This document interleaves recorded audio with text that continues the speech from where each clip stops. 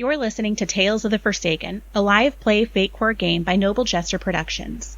Welcome to Ryllian, a Western fantasy world where magic needs fuel, and that fuel is mined and refined into Ecton, a place of vast deserts, dark rituals, and greedy mining companies. A dwarf awakens and has forgotten who he is. Who is Verboden, and how will he seek to remember his past in the midst of this harsh world?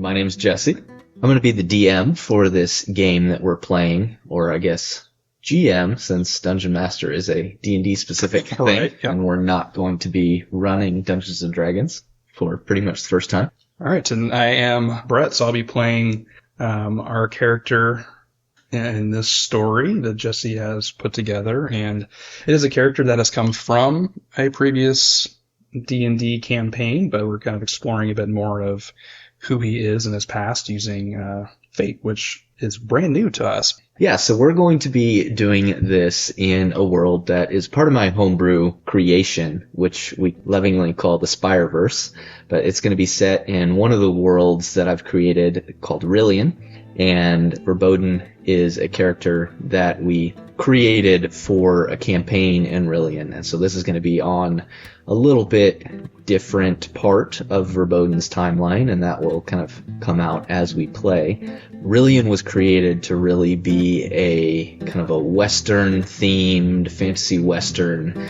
As Brett said, Fate it's something completely new to us, so moving a world over from a Dungeons & Dragons campaign to this will go smoothly, but we'll see. Welcome to Tales of the Forsaken. He scrambled into the back of the barn, sloshing white paint out of the bucket as he pawed through the hay. It was here. It had to be here.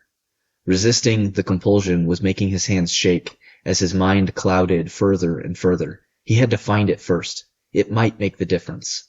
He stumbled as his foot hit a box of some kind in the hay, and he sat down on it, his hands no longer under his control, as they began rapidly painting letters onto a wooden plank. Once the word was complete, they carelessly threw the brush and paint aside and put the string tied to the sign around his neck so the wood bounced against his chest. It had to be in the box. It had to be. His mind cleared as darkness descended, his last thought lost in the white fire that cleansed his mind of thought and memory. So you wake up, you become aware, and you kind of are looking around yourself, and you're in a barn. There's hay kind of scattered around. You can see just kind of a slosh of paint in the corner, as you can see a tipped over paint bucket.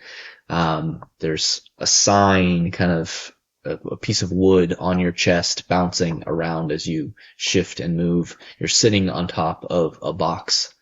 You realize you don't know who you are. You have this awareness of the world around you and what's going on, but you have no idea who you are or how you got here. Kind of a large set of double doors on one side that are closed, so you appear to be alone in this barn. Doesn't appear to be any animals in the barn right now. There are stalls and things, and there's an upper hay loft, but kind of the whole barn is just filled with scattered hay. Okay. Yeah, so I would get up and, probably realizing I have no idea what's happening, I check my head if I've fallen and hit my head, just gather my surroundings, Yeah, you kind of start checking yourself, trying to see if you have any immediate wounds or anything like that, which you do not. But as you're checking yourself, you also probably, start to discover your appearance. So why don't you discover, what are you? What's your appearance like? Yeah, so looking down on myself, I appear pretty muscular, shorter in stature. Am I wearing clothes at this point? Have I been left? Yeah, you have just kind of standard travel clothes on. They're kind of stained. You don't appear to have any armor or anything like that. But as you're kind of inspecting yourself, this word dwarf does come into your mind, and you realize you are aware of things. You are aware of the world, and, what a dwarf is, what a halfling is, what a human is, all this kind of sort of stuff, that you're aware of these realities of the world. You just don't know who you are. So you would immediately realize, oh, I'm a dwarf. Okay. This would hit your mind, you would understand. You wouldn't be, that wouldn't tell you who you are, if that makes sense. Yep, definitely. So just have that kind of general understanding of these basics of the world. Okay. So now obviously as I'm looking around, I see, this sign hanging around. So yeah, so he would pull it off and look at it, see what's on it. Yeah, so scrawled onto this sign in what looks like almost a finger paint kind of a way is a word, verboden. Yeah, so looking at that, like if I look at my hands, so I paint on my hands. You do. I could potentially feel like I could have been the one who wrote this. Yeah. Okay. 100%. It seems like, this paint is scattered around. It's all over your hands. It seems like you are the one who created this sign, probably. Okay. And the name Verboden would feel right to you. Okay. That would feel like a name. Okay, got it. Verboden, he would take this sign off and he'd lay it down there in the hay next to the paint scattered around. So after he'd take a moment to kind of just gather himself, he's going to walk to those double doors and try to see if he can peek out, see if there's people that he can see. Like, is he seeing any threat? Okay. Yeah, so you lay this sign down, you start to walk toward the door, and as you do, it actually creaks open, and you see a small figure walk in, this small halfling. He's wearing kind of farmer's clothes, he's got a kind of a straw hat on, not a, looks like an adult halfling, but, a little on the younger side.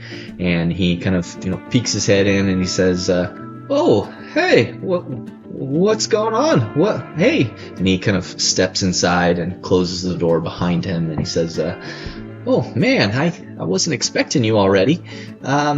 What's going on? You're expecting me? I'm really sorry. I'm not sure what's happened here. Who are you? Oh, yeah, well, sorry, my name's Jasper. This barn is kind of a common used barn, but, so this guy came by a couple weeks ago and told me somebody would be coming and showing up in this barn, and, that I needed to meet him and say hi. That's kind of weird. Did I talk to you? I'm sorry. I really don't understand. So somebody came and said someone would be coming here today, and you were to meet me? I guess you. Yeah. I don't really know who it was. I asked him his name, and he just kind of chuckled and said it didn't matter, and just to call him the fool, which obviously I didn't do, so that doesn't make any sense. But he said, I assume you would be here, and I need to make sure you got your stuff, and that I probably would have to explain some things to you. Oh man, the fool. Does that ring a bell at all? Like, with anything? No, it doesn't really. Yeah, there's really no reason to even have you roll or anything, because it just doesn't, it wouldn't really trigger anything for you. Okay, no problem. Well, Jasper, you said you have some answers to questions. I mean, I don't even know what question I could formulate at this point. I don't know how to help you then. Did they tell you to give me information or something, or? I mean, he said you'd be a little confused and that I needed to be here to welcome you. He didn't really tell me why you were confused or anything. All right. Did he leave anything for me? Oh yeah, there's a box over there. He said it was yours. Oh, okay. And he'll walk over and open up the box. Okay. It's just a kind of a plain wooden box, kind of one of those tops that would normally be nailed on, that you'd have to kind of use a crowbar, but Okay. it hasn't been nailed on, so you can kind of just shift the top aside. And inside is a kind of a leather lining with two items. One of them is this kind of large silver ornate chalice. It has decorations all over it, gemstones, all this stuff. It looks extremely expensive, and it's got a kind of a draconic imagery, that the figure of a dragon kind of scrawled all over the sides of it. It's got this kind of heavy draconic imagery. Okay. And the other item is what looks to be a pistol in a holster with a belt wrapped around it. You can tell that, there's bullets in the belt and all that, and this pistol's sticking out of the holster. Okay. Yeah, so I'll reach in there and pull the pistol and the belt out. I would think immediately probably strap that on. Be a bit worried if it could feel a little bit better with a sidearm. And then is the chalice just laying open? Is there is it in a pouch or fabric or anything that can kind of help conceal it? There is this leather lining, inside the box that you could remove and kind of wrap it around the chalice, but there isn't any kind of a container or anything specifically that looks like it was made for the chalice. Yeah, so I'm going to take, that leather, like you said, I'll take that, try to wrap it up, and then I would take that and kind of shove it down inside, my shirt, wherever I can find a spot to keep that tucked away. Okay. While you're doing this, Jasper's just kind of standing there. He does make a little bit of a, as you strap on this pistol. And if you look at him, he isn't wearing any sort of weapons or anything like that. And he looks a little more wary of you now that you're packing iron. Okay. So I'll look up at Jasper and, this, I don't mean to scare you with this, and I apologize. I really don't know what's going on, so I just feel a little bit safer with this, but I assure you, I mean you no harm. Oh yeah, no problem. Is it common for people around here to be carrying these pistols? Not here, not in Silver Ridge. Honestly, the last guy to have a weapon was our sheriff, but he died a couple weeks ago, so, nobody here really has a weapon. Oh, sorry to hear about that. Is he, how did he pass? Well, there were some ruffians that came in and, they want to take our town away, and, they were making threats, and he tried to stand up to them, and they killed him and burned the sheriff's office. Man. Did they, come here often? That was the first time. They said they'd be back if we didn't leave, which obviously we haven't, but, hopefully they won't come back. All right. Yeah. Did they, is there something that they want here, or what are they getting at? Oh, well, they said that this was their land, which it's not. I mean, we were given this land and when we came here, but yeah, they said this was their land, and they needed to build their mine here, and that we needed to move. A mine? What's that all about? Oh, well, these mining companies, they're mining the ectin out of the ground, and, they apparently, this valley is pretty filled with it. That's wild. Is there someplace I can stay here? Am I safe here? I'm sorry. This is a weird day. Well, yeah, you could definitely stay up at the room and board with the tree flows, but, you could, I guess if you didn't want to do that, you could stay with us. We have a farm, or, I don't know. I mean, what do you like to do? Are you gonna stay here and work, or? I'm really not sure at this point. I think I might need a day to kind of just get my bearings here. So, if it's not opposing with you, I think maybe stay with you in your farm. That's might be a good place to start. Take things a step at a time. Hopefully, some details will come back to me. I really don't know. Yeah, no problem. I'm sure Mama and Papa won't have a problem with you coming and staying with us. Yeah, that shouldn't be a problem. Okay, and your mom and papa, they know I'm here already? Did this fool talk to them too, or? No, I mean, he was here in town and, he talked to a couple people, but, I think I'm the only one he gave this task to come and meet you. Gotcha. And, do you know why he had you do this? Like, are you, some sort of elected official in this town, or? No, not really. I'm just work on the farm. Just Jasper? Yeah. All right, Jasper. Me and Tilda, we just, we work on the farm with Mama and Papa, and that's what we do. Oh, all right. So what do y'all farm here? Oh, well, there's lots of stuff, but, we particularly farm mostly corn, but there's some other things.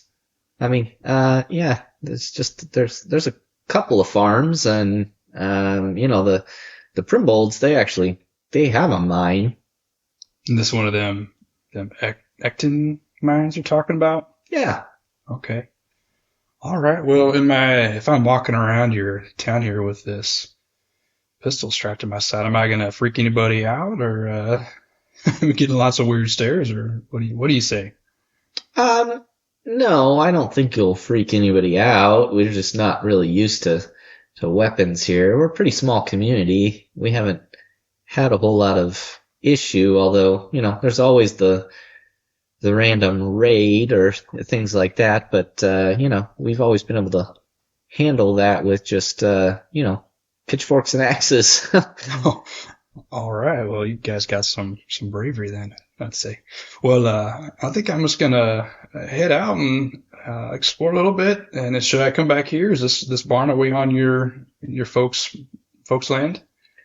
No, this is kind of a town barn, but, I could, let me just show you where our house is. We all kind of live in town for the most part because it's a lot safer to, all live here together, and then we go out to our farms to work.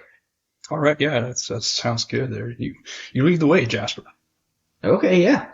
So he walks out, and you kind of, you can follow him out, and you can just see a very rural type community. There's buildings that you can walk towards, but there's just very much this sense of, you can see farmland. If you look out into the distance, you can see, kind of some animals and things, and it's just got a very rural feel to it. If you kind of look off in the distance, you can see that, there's kind of a ridge not that far away that goes as far as you can see. It seems like you're either at the base of this ridge, or he had mentioned a valley, so maybe it, kind of is on the other side too. So he walks out, and he starts to lead you around the southern side of this town square, behind these buildings, toward that big building right there. Yep. And he leads you toward that farmhouse, and he says, yeah, this is our house, the Markin house. Feel free to wander. I can show you around if you want, or if you'd rather just kind of wander around, that's your call.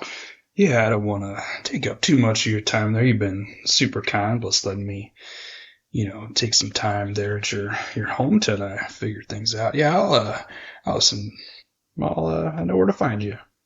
Yeah, sure. Well, enjoy. All right there. Thanks there, Jasper. Yeah, from there, Verboden, with him walking past, he probably would have seen into that town square area. So he'll start walking through there kind of slow and just kind of taking in his surroundings. Yeah, definitely. So you walk up into this kind of circular town square. You can see in the center there's some kind of like a built-up wooden stage. Looks like maybe that's where they hold kind of town meetings or something like that. And there's just kind of buildings scattered around the circle.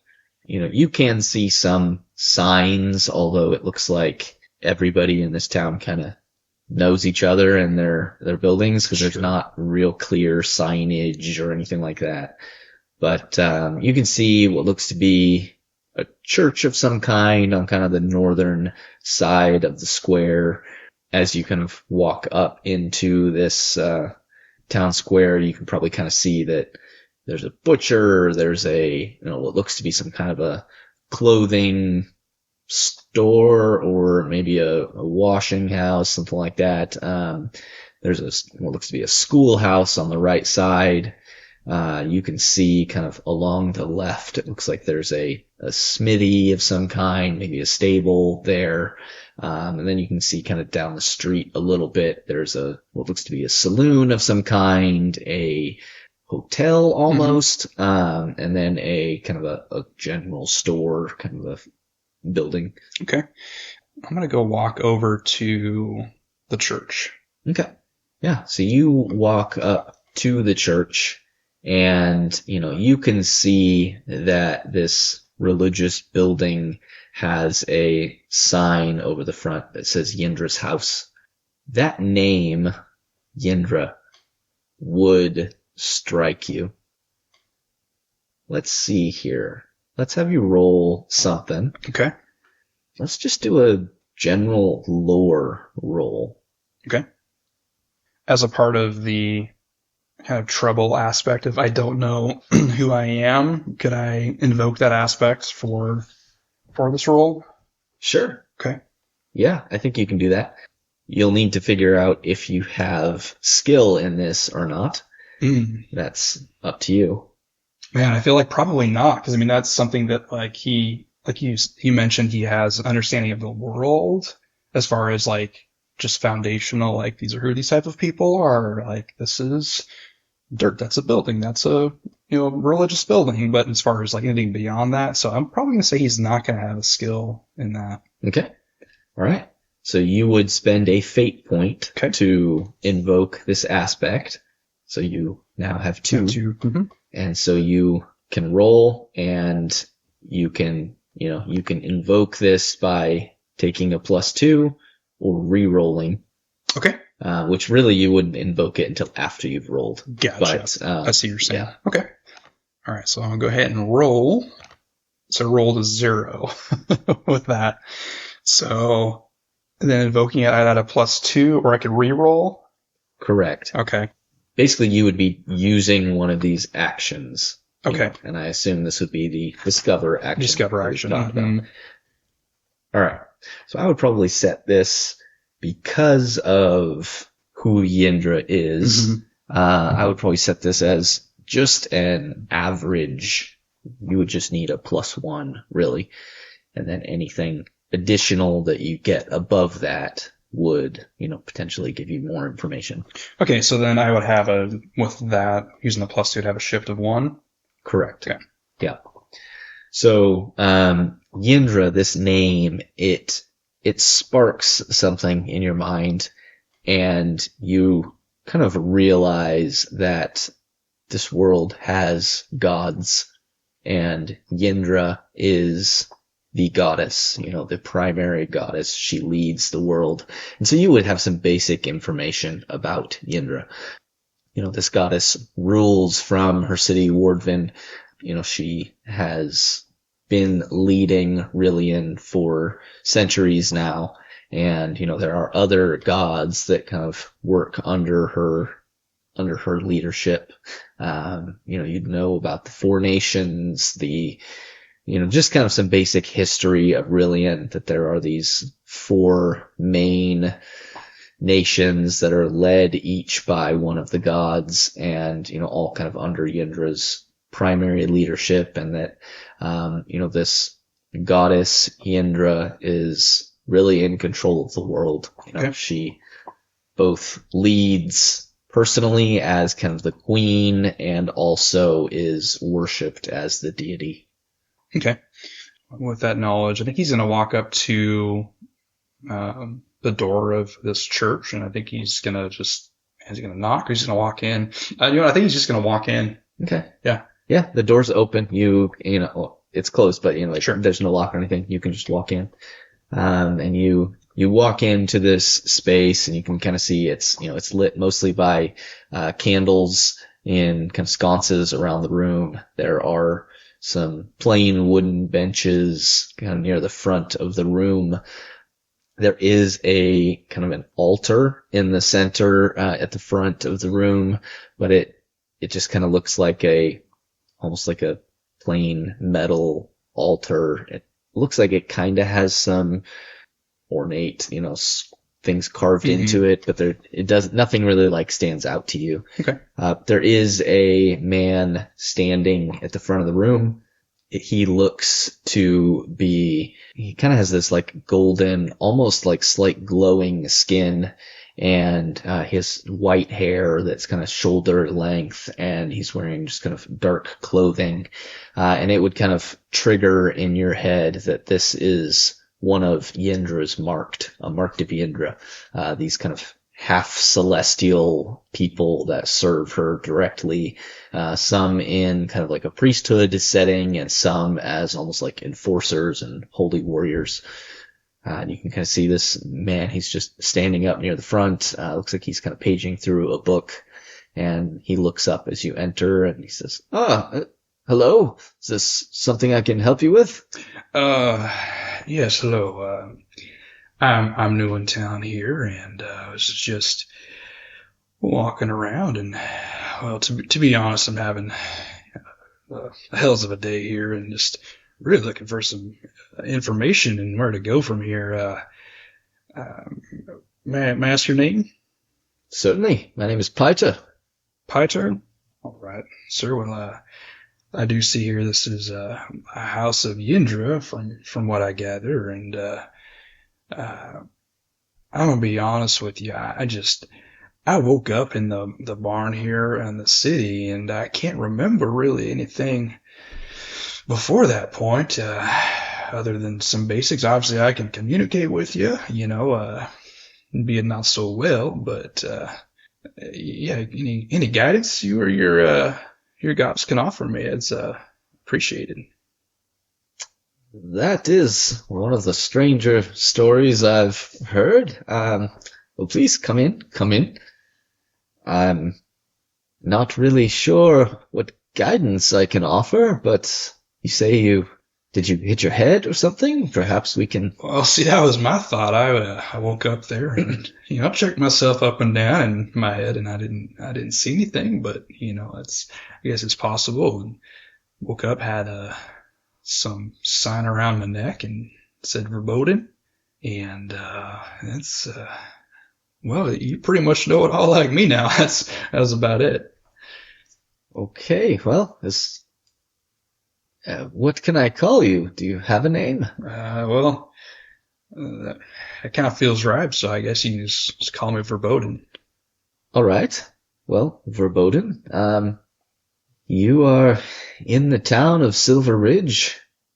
I'm Piter, the priest of Yendra here. I'm really not sure what further information to give you. I've not experienced this before. Do you know who Yendra is? Well, I know she's a goddess of this world, Ryllian. That's things kind of came back. I saw your sign out there, and there's other gods here. It's about it. It's really, really odd. I know. I apologize. That's all right. Do you have any questions? Is there something I can provide for you? In this discovery of myself, I really don't have anything other than this pistol here at my side. I don't have any money. I hate to be a beggar, but just looking for some really just next steps on maybe finding a way to earn some some money to maybe get a horse, or I really don't know. I mean, Jasper there, he's a kind fellow, saying you're having some issues in town with some raiders, and I don't know. So I apologize. As you say that, you hear some screams from outside. Oh, no. Okay. You hear you actually hear a couple of gunshots, and you hear some screams and just kind of general sounds of conflict happening outside. And he kind of looks alarmed and looks at the door and says, he kind of holds a hand out to you and says, you should probably stay here. I guess I need to go see what's going on. He walks to the door and walks out. Okay, so I will just kind of... Are there windows at the front where I can see out? Yeah. Yeah, so I'll stand kind of at a window and watch what's happening outside. Okay. You can see that there are 3 figures on horses who have kind of ridden up the street and into town. They look like they have weapons on them. 2 of them have gotten down and have kind of started, moving around the town. It looks like they're threatening people. One of them kind of, the 2 that are moving around kind of move over to a wagon that has some boxes and things piled up in it, and they start breaking boxes, throwing things out into the street. One of them kind of repeatedly kicks at the wheel of the wagon until it shatters, and there's just a lot of, they seem to be kind of causing destruction. This other figure looks to be a dwarf, is sitting on his horse, and then kind of slowly gets down and walks over and pushes a woman, and just kind of looks like they're generally threatening people. Gosh, okay. Yeah, so while he's watching this, like, he'd have an arm kind of like up on the wall with the hand, like, over his head, and like kind of nervously kind of tapping, and pretty uncomfortable for sure. Yeah, he'll kind of watch just a little bit more. Okay. You watch as this priest, Piter, he walks out and looks like he's, holding his hands up, trying to say something. You can't really hear what's being said, but the dwarf pulls a pistol off of his belt and points it at him, and you can see this priest kind of cowering away, and then just turns and walks back to the church. And the door opens, and he kind of walks in and closes the door and just leans against it, and he kind of wipes his forehead and says, I'm sorry. There's some conflict going on outside, and we should probably just hole up here and wait it out. What do these men want with you guys? They want our land. They're trying to drive us away, and I think the best thing is just to wait until they leave. I mean, that Jasper guy was telling me your sheriff was killed here recently. Is this related? Yes, that's the same. He kind of moves over next to you at the window. He points at the dwarf. He says, that's the same one who killed our sheriff. And so if I look out the window, what are they doing now? They're just kind of still moving around the town square. The 2 figures look like maybe they're making their way towards the saloon. But the dwarf is kind of just standing there overseeing what's going on. It looks like he's still kind of talking to this woman that he pushed down on the ground.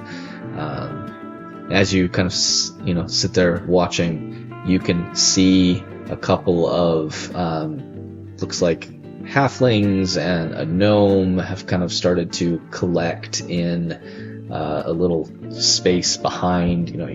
You're on the north side of the square, and you can kind of see near that barn, kind of behind those houses on the south side of the square, you can see some people collecting, and you can see Jasper there, and you can see, some other halflings and so on. Are they like holding pitchforks and stuff? Like, you don't see any pitchforks, but you do see somebody kind of like, has a hammer, looks like almost like a smithing hammer, Jasper like is kind of speaking animatedly with his hands, and it looks like they're preparing to do something. You're not sure what. Okay, so as Verboden's staring at the window, he's like, kind of nervously tapping at the wall, and scheiße. And he's gonna walk to the door, and he's gonna head out there. Okay. All right. You step out into the square, and nobody seems to really notice you immediately. Okay, so he'll maybe get 5-10 feet out. So there's the dwarf that's with the woman. The other guys are they in the saloon yet, or are they still out in that square area? One of them has gone into the saloon. One of them is outside the front of the saloon. It looks like he's about to break a window, like he's just kind of, still causing mayhem. Okay, so I'll walk up towards the guy in the center, still leave some space. I want to call out to him, but at a volume where hopefully it's mainly just him that's hearing me, and hopefully not the other guys. I want to draw their attention yet. So I'll call out to him. Excuse me. I'm sorry. What seems to be the problem? He looks at you, and you can see his eyes go to your gun, and then raise up to you, and he kind of shoves this woman away and turns, square to face you. He says, "Well, now, that's a piece you got there." I found this today, so is there an issue here? Is there something I can help you with? I'm passing through here, and see you got some sort of quarrel with these folks. Is there anything I can talk you down from here? I don't think we need to resort to any violence. Oh, there's no violence. It's just, yes, like you said, a quarrel that's none of your business, and perhaps you should pass right on. Oh, okay. I just, these kind of folks are letting me stay here, so, they've been nothing but kind to me, and you're being a bit of a dick so far. Well, the Shunt Mining Company owns this land, and I don't think these people quite understand that they have to leave. Oh, I see here. Yeah. So from what I understand, they own this land here. So, you said the Shunt Mining Company. Okay. Yeah. Why don't we head inside the bar here, and we can discuss. Why don't you drop that pistol on the ground, and then we can discuss anything you want.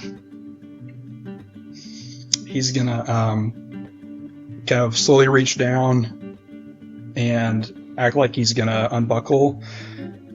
Oh, dang it. I'm gonna go for the pistol and try to shoot this dude. Okay.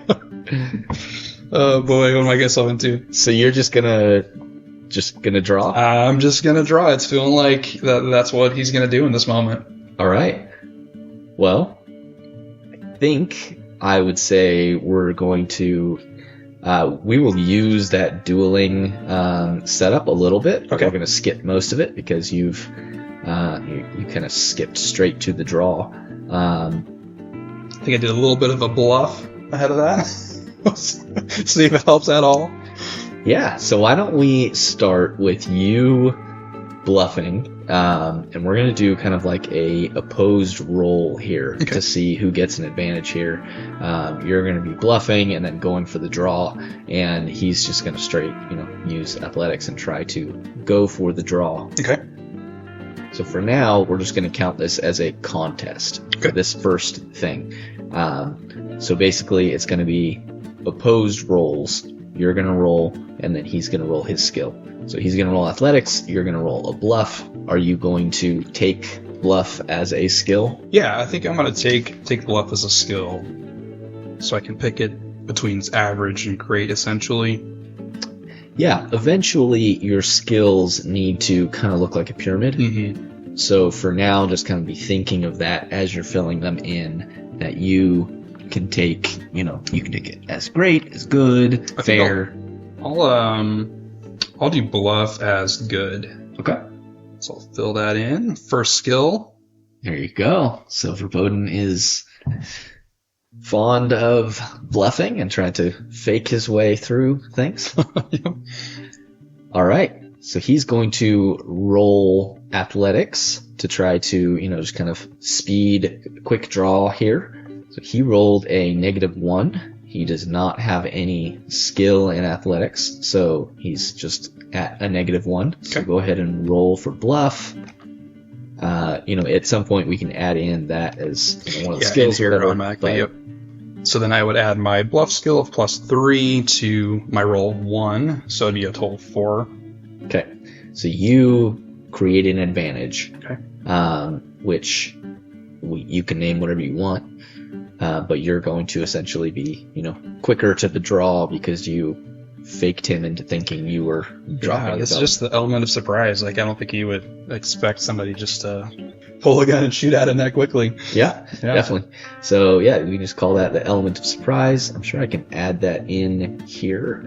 There's a couple of just scene aspects that I'm going to add into here that can potentially be invoked. We're going to have bystanders everywhere.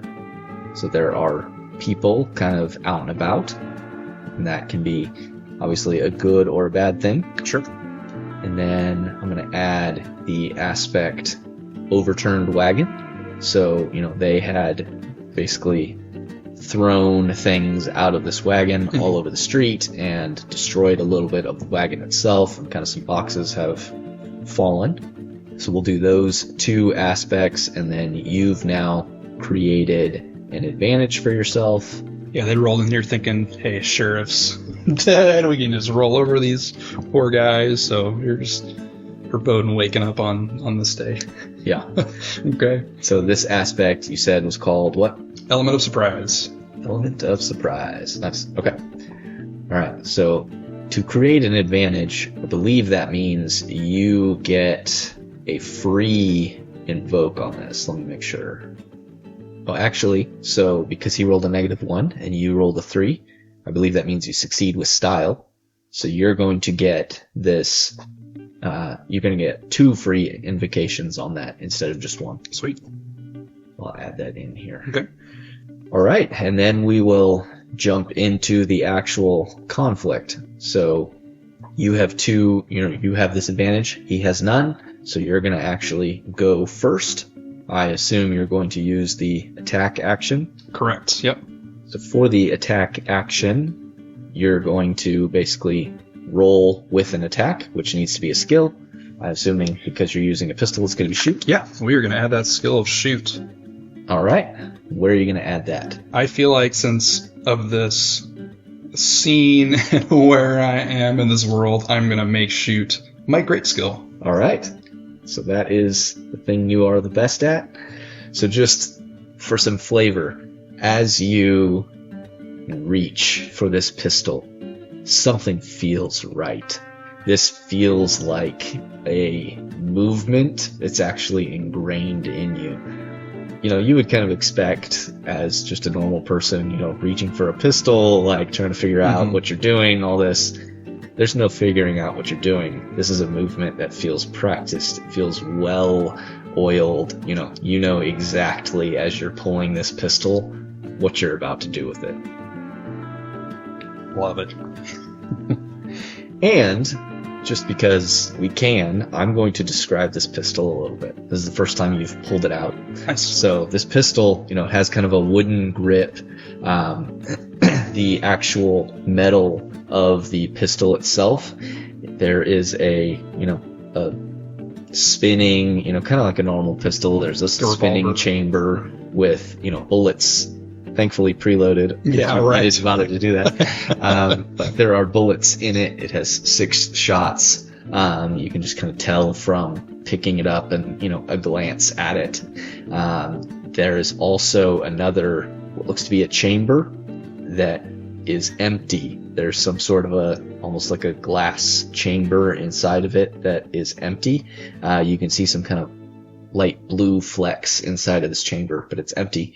And then this pistol just has kind of carved scroll work all over it that looks to be almost like scales, and you can see that the barrel itself has been forged to almost look like the mouth of a dragon. Ooh, I like it. All right. So we are going to do an attack. You're going to use shoot. Okay. He's going to defend. So I assume he uses a skill to defend. Let's say would probably be athletics in this case. Maybe physique if he was just trying to tank the bullet, which actually fits more of his character. Mm-hmm. I don't think he's going to try to dodge around, so he's going to actually use physique to defend. Okay. Which he has a +2 at. Let's roll. Yeah, I rolled, so with my +4, it's a total of 4. Okay, so you got a 0. You're up. Mm-hmm. Are you going to use any of the free invokes of your element of surprise aspect? Or do you want to wait to see what he rolls first?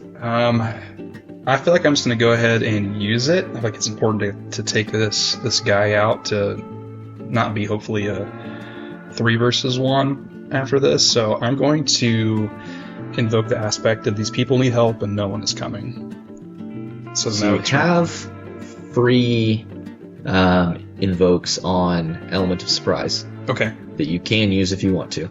Oh, gotcha. So that would be a separate... Correct. If you invoked that, you would be spending a fate point. Okay, then I'll use the free one of the element of surprise because I juked him out. He's not expecting this. I'm hopefully landing this shot. So when setting up a scene and things, we're supposed to kind of have zones and these various different things, that would kind of be a map. Okay. For this, you're in the zone with him, so if you were to move and go to the bar, that would be a different zone. Sure. So you could move to another zone. You can't. I don't think you can attack across zones. Okay. So you would have to move over there, or you might be able to attack across one zone. But in this case, to get obviously inside of the bar is you can't shoot inside of the bar. Mm-hmm. So. You are taking the free invoke to add a +2, I believe. Mm-hmm. So that cuts you up to a 6. Mm-hmm. All right. He rolled a -1, but he has a +2 to that, so he ended up with a 1. So you do 5 shifts of damage, which I believe... Sounds like a high number. I think I like that. Yeah. I'll take it because any sort of dice roll that hasn't been in this has not been in my favor lately. Yeah. I'm pretty sure that this just straight up kills him, but I don't want to... I mean, I definitely feel like I killed him, but you can check. It's fine. Yeah. Either way, we'll probably just say that, but... We should learn, though. Yeah. Just think of all this valuable information you're going to have now, knowing D&D and Fate. Yeah. I'm enjoying this so far. Oh, yeah. Obviously, we haven't done a lot of rolling or anything, but I'm really enjoying it so far. He has 2 boxes on his stress... We'll figure that stuff out later. I need to understand how the stress tracks work and all that more. But for now, we're just going to say that you pull fire, and you can describe where and how you hit him. But he dies. Okay. Yeah, so I would say with, like you described, with the motion, just feeling man, this is natural, and an extension of him with this pistol. I think he's going to, feel like he's focused, he knows where he's going for, and he's just going center chest, vital organs, he knows how to take this guy out quickly, and that's what happens. Yeah, you fire. The sound of the gunshot is, kind of echoing through the streets, and hits him right in the chest, and he falls. You can see his pistol kind of fall out of his hand, and immediately these 2 other figures turn in your direction. The one that's outside of the bar turns in your direction, and the one that's inside kind of, pops out of the building. Okay, so I'll keep my gun raised and point in their direction, and then yell out, y'all better go or you're next. I like this. I think that I would say that's probably what you're trying to intimidate them. I am, yep. So that would be a provoke. I'm going to say it's still an attack, okay. Provoke attack, and they're going to roll against that. I'm going to have them both roll individually. as a defense against your single provoke attack. Okay. Is that going to be a skill that you're going to add in? Yeah, I'm going to make that it's an average skill. All right, and they are going to do a will defense against this attack. Okay, so my roll is not great. So it would only be it'd be 0 after my +1 on that. So I think I'm going to use that last for invocation of element of surprise, if I can, for these guys. I can reroll. Is that correct? Yeah. Okay. So tell me how element of surprise, obviously you can use it, it's a free invoke, but tell me how element of surprise helps you intimidate them. Yeah, I think what it is, like, the same thing with what helped me get the best of this first guy is they're rolling into town, I think, feeling overconfident. There's no sheriff here. They can roll over these poor people who don't have the weapons or ability to do that. So this is happening quickly where this guy, I don't know if it was the leader or not, but he's been taken out and he's now surprising these guys of like, what the heck's going on? Yeah, I love it. Yeah. All right. So you're going to re-roll. Go for it. Okay. Hopefully better and not worse. It's better. Okay, so that's a total of 2. All right. They both got a 1. So you succeed against both of them. Okay. And I'm going to say they realize what's going on, that the tide has turned against them, and you see both of these guys rush over to their horses, climb up on their horses, and book it out of town. So I don't know if you're going to let them do all those things, but yeah, they would. Yeah, so I'm just keeping my pistol trained on them. I'm also just kind of like looking around, making sure that there's nobody else that might have been with them that I'm missing. It seems like they're leaving, but I think I'm just going to be just taking the surroundings too, making sure that I'm clear. Yeah, definitely. So you are looking around, and you can see these townspeople that have kind of gathered. You can see Jasper and this group of people that he had gathered together, and they're kind of filling the spaces between buildings, like just kind of watching what's going on. But you don't see any other threats. These guys, get on their horses and immediately just book it out of town, and the stress and the conflict seems to be over for now. Okay. Yeah, so I'm gonna walk up to this. Was it a dwarf that I shot? Yeah. Yeah. So I'm gonna walk up to him. I'm gonna take the pistol that he would have dropped and put that in my belt. Also, really just want to make sure he's actually dead. So I'm checking for a pulse. Yeah. So you check him. He's dead. Okay. There's no signs of life. I don't know if you would. I'm sure we have a skill here that would make sense for this, but you don't really need it in this case. You've got plenty of time. It's really not difficult to tell when someone is dead, and he is very dead. You can tell just with even with your expertise and shooting and things, you can tell that you pegged this guy straight in the heart, and he's dead. Okay, awesome. Is there a horse that was his that is somewhere? There is. Okay. It's not that far away. It kind of spooked when you shot and moved off a little bit, but his horse is there. And yeah, those guys took their horses obviously, but his horse is still there. I think instinctually, I think I'm gonna try to make sure that I can calm it and I can make sure that I can keep it. Yeah, of course, it's a big deal. Yeah. Yeah. Go ahead and let's just do a ride check. Okay. So, this horse is a little freaked out. It doesn't know you. I don't think it's necessarily aware enough to know that you just killed its master, but, it's a little spooked. So let's do a ride check just to kind of see if you can calm this horse down.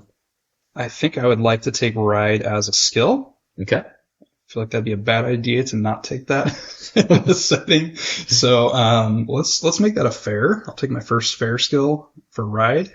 Okay. All right. So this is going to just be an overcome action. Okay.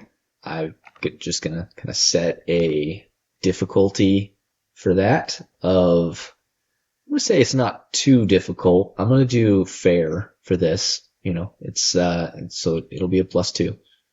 Okay. I only did a 1. Okay. Yeah. You can try to use some sort of an aspect or something if you want to, or we can say that you fail. Let's see. All right, let me throw this one at you. So what if I use a fate point to invoke Wild Country? My thought being, this horse is with these obviously pretty rough guys and would be used to a bit of the hectic, loud gunshots kind of mayhem. So maybe it isn't as spooked by what's going on. Maybe it can help me a little bit where it's just not as freaked out as originally we were thinking. That's my hope. Love it. Yeah. Okay. So I'm going to use one of those points. So I've got one left. Okay. Okay. So you, you walk up and this horse it's pretty spooked. It seems a little nervous, but, it calms down pretty quickly. The gunshot, maybe a little, a little freaked out, but it's used to this sort of thing, and it calms down pretty quick, and you are able to, grab the reins, and I don't know if you want to tie it somewhere. Yeah, I'll lead it over to where I can find if there's, some posts where I can tie the horse and kind of pet it a bit and try to just kind of keep soothing it for a minute as, the townsfolk are doing what they're doing. Okay. Yeah, definitely. Yeah. So you've got it tied off and calmed down, and it seems to be pretty. You have no idea how excited I am to have a horse. I was really worried about that. I'm like, oh man, how am I gonna? Horses are expensive, I'm sure. Yeah, but it's all good. Yeah. Awesome. So I will, get the horse kind of settled, and then once I do that, I'll head back over to this miner guy that I have taken out. I want to check, I want to search his body, see if he's got any money, papers, anything to kind of help me figure out who he was, and obviously I think to benefit myself. Okay, definitely. If at any point you come up with a good way to, for me to basically compel one of your aspects to introduce some sort of a negative thing to give you more fate points, let me know. Okay. Because that's kind of a back and forth kind of a deal that, we can. Yeah, I remember hearing about that. So then for the checking his body, so I would be using the investigate skill, or is this kind of like a simple enough thing where obviously I've got time to go and search once he's got something hidden, Yeah, there's really you have all the time in the world at this point. There's no real conflict or anything going on, so I don't see the need to roll for that. Okay. So you kind of toss his body, you find he does have a gun belt, excuse me, with some bullets in it, so you have some more ammo there if you want. Mm-hmm. He has a small pouch with some gold in it, that you can take. So you can take that. It has about probably 20 gold in it. Okay. He has a set of papers in his, in kind of a chest pocket. And I'm actually going to use your, I don't know who I am. Okay. Or maybe Wild Country, something like that. And I'm going to compel this and say your bullet destroyed those papers. Oh, you went straight through. And those papers are just blood soaked and just unrecognizable. Okay. Yeah. 100%. Okay. So that will give you a fate point back. Okay. But you don't learn anything from his body. Got it. Okay. What are the townspeople doing? Are they still kind of hanging back? They come up at this point? For the most part, they look a little freaked out by you. Okay. They're still all kind of gathered around watching you. But nobody has approached you. There's no cheers, nothing really. I mean, they don't know who you are. Sure, yeah. So aside from Jasper and the priest, Jasper's standing there. Yeah. And he is there that you could talk to, but the priest is in, he's still in his church. Gotcha. So he'll just kind of call out to everybody and be like, is everybody all right? That was a bit much there. I'm no threat to y'all. I'm just trying to help. These guys are up no good. A very large figure, looks to be probably some sort of a half giant of some kind, steps forward and kind of holds a hand up, and he says, yes, we appreciate your help. Who are you? I'm Verboden. just passing through here, and I had met Jasper. This morning I was going to be staying with his family, and these guys rode into town here, and seemed like it wasn't something I could really just let play out. We very much appreciate your help. Jasper, is this true? Jasper steps forward. Oh yeah, this guy, he found him in the barn, and I was kind of, paid to show him around a little bit, but he wanted to see the sights himself, and yeah, he's gonna be staying with us for a little bit. And, the half giant looks over to you and says, "Once again, we thank you for your help. If there is anything we can do, please let us know." Yeah, I was just thinking here with Jasper saying your sheriff was recently shot here, and obviously these guys didn't wait too long to come back. Is there anyone else here that has a weapon or can shoot? I just noticed some hammers over there, some blunt weapons, and I don't question your bravery there, but I was going to say something a little bit more powerful might help you all out. I'd like to give this gun from this miner to somebody. Anybody here shoot? Let's see. Someone's going to step forward. Let's see who it would be. Nobody in town really has a lot of experience with this kind of thing. Mm-hmm. I'm going to say that a dwarven woman steps forward, and she is going to, she steps forward and says, she kind of looks around and says, Jarl, where are you? And this young dwarven man steps forward, and she says, Jarl, I've seen you wanting to shoot things. You can take the pistol, yes? And young man kind of just looks a little bit shy or whatever, but he steps forward and just goes, well, yes, I guess I could take the pistol. I don't really know how to fight, but I can help. Well, that's good. I'd say if you don't mind, after I get settled in over here with Jasper for the evening, maybe in the morning I could take you out and show you the ropes. What do you say there, Jarl? His eyes kind of narrow a little bit, and he's kind of right next to you while everybody else is standing back, and he kind of speaks low just to you, and he says, why do you want to help us? Well, Yox, I got nothing better to do. Kind chuckles. Okay, perfect. I think let's actually end there. Yeah. I think that's a pretty good ending spot for now. It's great. How do you feel like that went? A lot of fun. Like, it's really cool, like, kind of figuring out these skills and what he's going to be good at, like, kind of in the moment and kind of instinctually. Like, it's kind of cool, like, with a different way of going about it. Because I feel like a lot of times, even with, like, D&D, you have this, like, grand idea of, like, this whole character concept, what you're good at. Then all of a sudden you get in, like, this situation with the party or whatever's coming up, and it's like, wait, I kind of feel like I'd be more like this way or like better at these things, but you've already set all these things up. So this is more fun because it's less restrictive and a little kind of more like instinctual, go with the flow and kind of fleshing out that way. So that's great. I like it.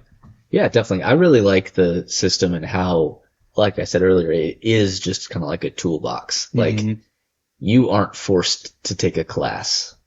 You know, if you want to be a gunslinger, you aren't forced to say, okay, I want to take the fighter class, and D&D isn't really built for a Western setting, so we got to build pistols and rifles, and we got to figure that out. And there's just X, Y, and Z, Mm-hmm. and then the fighter class gives me a proficiency in these skills, but really I kind of want to be like a smooth talker, I want to have bluff, but that's not one of the skills, so I guess I'm going to have to figure out how to take a feat later. Yeah, you're homebrewing all this stuff, and you get like super deep in the weeds with like all these things that you can do to try to make D&D fit with what you're hoping for with a world and like how it plays. So yeah, it's fun. Like it changes the focus and like kind of what you're you're really putting yourself more in the scene. You're not looking through a whole list of, hey, what are all these things and spells, whatever I can pick from. It's like, okay, well, I'm in the moment. Like, what's my guy doing? So yeah, it's great. Yeah.